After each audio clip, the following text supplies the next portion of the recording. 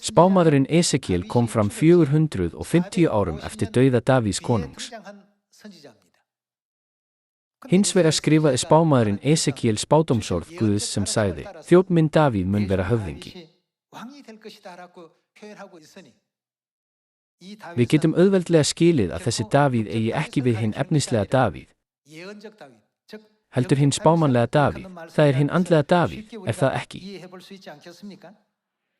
Við skulum skoða Esekiel, kafla 34, vers 24. Ég sjálfur, drottinn, verð Guð þeirra en Davíð, þjónn minn, verður höfðingi á meðal þeirra. Guð sagði: Ég sjálfur, drottinn, verð Guð þeirra. Þetta er mjög mikilvæg setning. Guð lofaði engum í blindni að vera Guð þeirra. Hann lofaði og sagði: Ég verð Guð þeirra sem hafa þessa tegund trúar, var það ekki?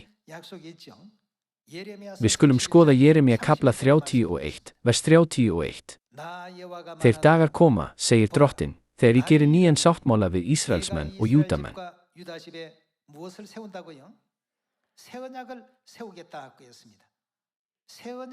Guð sagði: Ég verð Guð fólksins sem er í sannleika nýja sáttmálans. Við skulum skoða vers 33. Þannig er sáttmálinn sem ég mun gera við Ísraelsmenn þegar þessi dagar eru liðnir, segir drottinn. Ég legg lögmál mitt þeim í brjóst og rita það á hjörtu þeirra. Ég verð. Hvað verður hann? Guð þeirra og þeir verða líður minn. Í hvaða ástandi sagði Guð: Ég verð Guð þeirra? Guð sagði: Ég mun vera Guð þeirra sem er í nýja sáttmálanum og varðveita nýja sáttmálan, og þeir munu vera mitt fólk. Höldum áfram með vers 34. Enginn mun framar þurfa að kenna landa sínum og bróður og segja: Þekki drottinn. Allir munu þekkja mig, bæði stórir og smáir, segir drottinn. Ég mun fyrirgefa. Hvað mun Guð fyrirgefa? Þeim sekt þeirra og minnist ekki framar syndar þeirra. Guð sagði: Ég mun rita lögmál nýja sáttmálans á hjörtu þeirra og vera Guð þeirra. Í dag er fólk sem segir með öryggi: Ég get farið til himnaríkis vegna þess að ég trúi á Guð. Hins vegar sagði Guð aldrei að þeir væru fólk hans.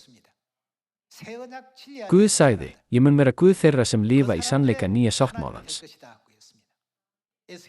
Í Esekiel, kafla 34 opinberaði Guð vilja sinn að hann muni koma til jarðar í nafni Davíðs með sannleika nýja sáttmálans.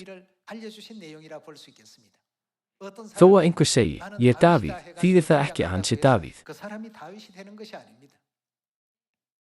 Sannarlega þarf Guð að birtast með sannleika nýja sáttmálans. 이 진리를 가지고 나타나시고 등장하시는 분이 되셔야 되겠습니다.